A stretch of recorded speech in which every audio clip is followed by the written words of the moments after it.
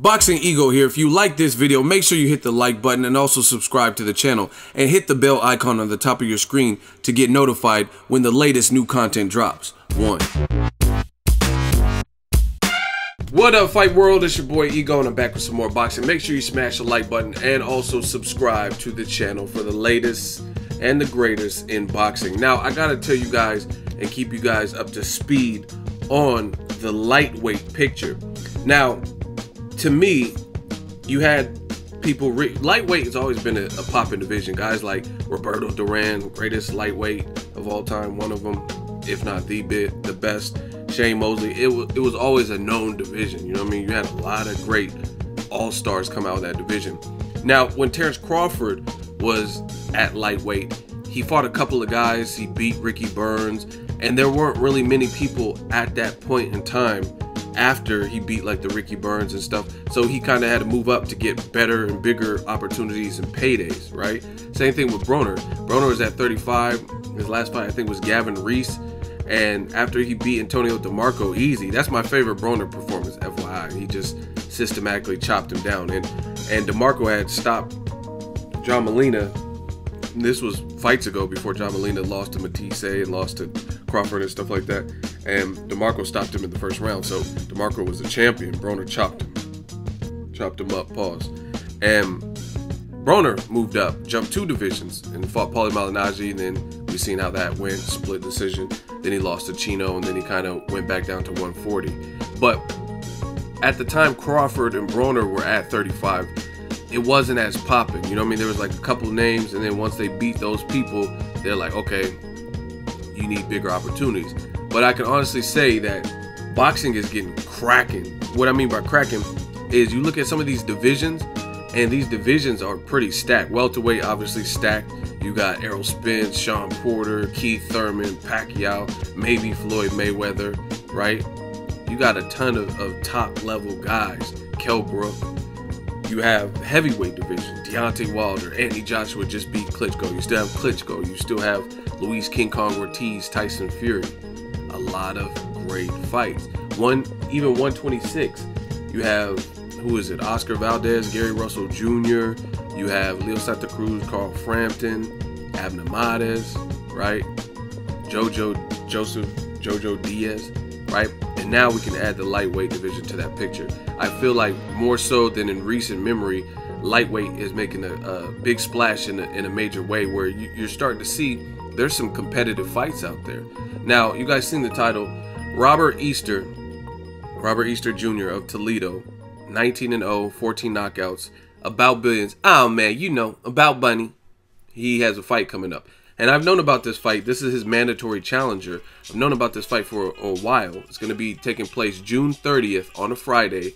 Premier Boxing Champs on Bounce. And it's going to be another hometown, the second back-to-back Toledo hometown fight for Robert Easter Jr. But I really like this fight. He's going in against Denis Shakifov, I believe of Russia, who has a record of 38-2-1 with 20 knockouts. Now, I like this for a few reasons.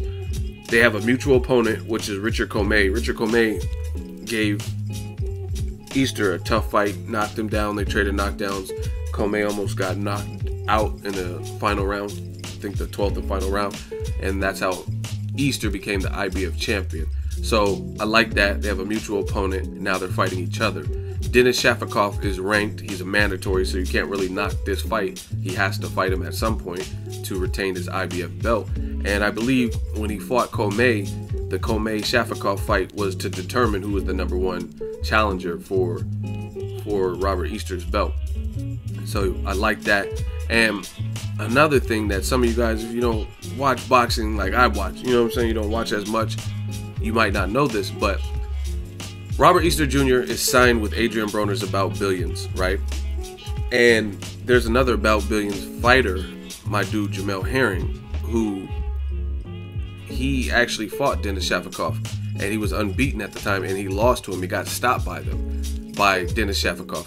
So to me, it has like a compelling backstory, because two people, if Denis Shakifov hypothetically were to beat Robert Easter Jr., then that means he's eliminated 2 guys from the About Billions roster, right? Or if Robert Easter wins, then it's kind of like payback for his friend and and stable label mate, or whatever you want to call it, stable mate, Jamel Herring. Shout out to my dude Jamel. So I like it all the way around. I want to read some quotes from Robert Easter from the press release. Easter said, "I'm always happy to fight at home, but I think the excitement in Toledo will be even bigger this time, and I can't wait. I also have a baby on the way, and the due date is June 5th, so I will be able to fight knowing my son is here, and I'm extra pumped because of that." So he's having a kid. Congratulations on that. "I know that I have a tough opponent, but I am not afraid of any fighter. This is what boxing is about. Shakifov is coming to take my belt, but I know that I will be victorious once again." So I love this spirit by Robert Easter Jr.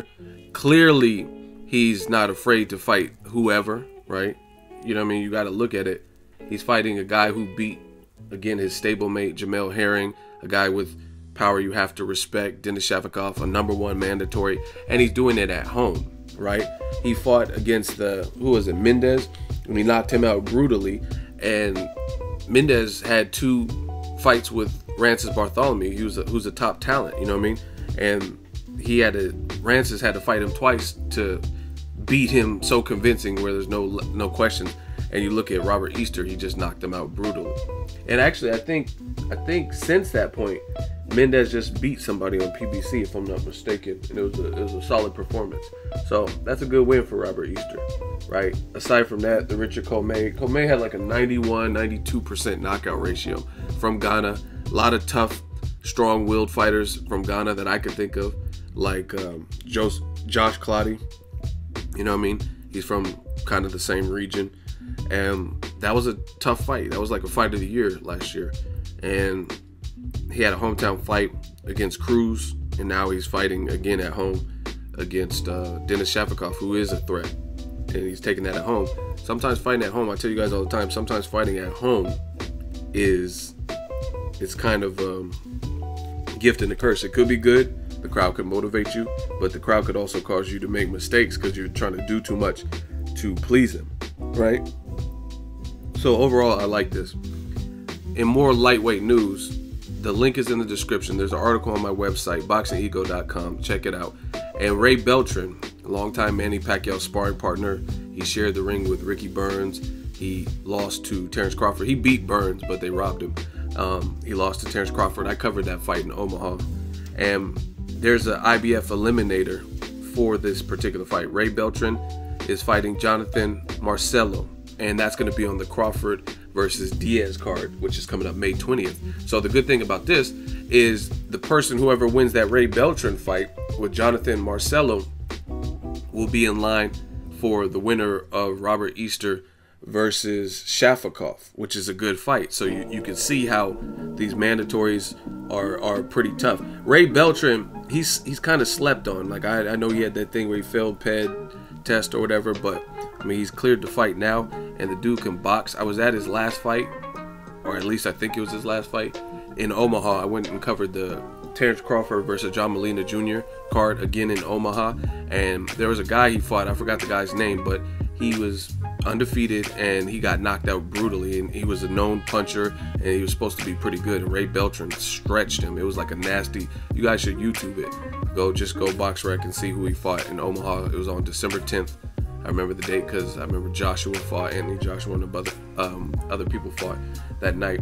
But I covered that fight, and Ray Beltran stretched the dude. So if he gets past this Jonathan dude, then he'll be in line for a Robert Easter Shakifov fight, right? And that'll be a good fight. Beltran, he's better than his record shows. Beltran, like I said, he broke Ricky Burns' jaw and clearly beat him. And they robbed him because it took place in Glasgow or whatever, where Ricky Burns is from, and it took place in Scotland. So I like this, and as you guys can see, if you get my drift, the lightweight division is shaping up. These are just like eliminators and mandatories and scraps like that. But aside from that, who else is in the division? You still got Dejan Zlatić, and I don't know where he fits in because he got knocked out by Mikey Garcia, but you got Mikey Garcia there, right? Mikey Garcia, Terry Flanagan, Jorge Linares, who just looked excellent, beautiful counter uppercut in his fight with Anthony Corolla. So there's a lot of ways to mix and match these new batch of lightweights, and I'm loving it. Like McDonald's, like this is good because, like I said, when Broner and Crawford were fighting in the division, They weren't really, you just knew who was the best easily, but these are good fights. I would love, my number one fight at lightweight for me is Robert Easter versus Mikey Garcia, right? That's the fight I want to see the most. And then they're also even talking about Lomachenko. He can't get no work at 130, or, you know what I mean, he's the best at 130. He might even move up and fight Flanagan. So if he goes to 135, then that makes it even more stacked. Lightweight, I'm definitely liking it. I like how it's shaping up. Let me know what you guys think. Robert Easter will be fighting back at home, and he's fighting against a guy who is a danger. If you know boxing, you'll know he's definitely dangerous. He has 2 losses, but he's probably improved since those points in times, and he should have confidence now, beating Richard Comey, beating Jamel Herring, stuff like that. Drop it in the comment section. Make sure you share the video, like the video as always. Hate, comment, and subscribe. Till next video, it's Ego signing off. So if you enjoyed this video and want more content like this on the channel, you can show your appreciation by going to the PayPal donate button or the YouTube support button, and you can donate any amount that you feel is equivalent to the value of this video. Much more to come. Thank you guys for your support. Boxing Ego, the future of boxing.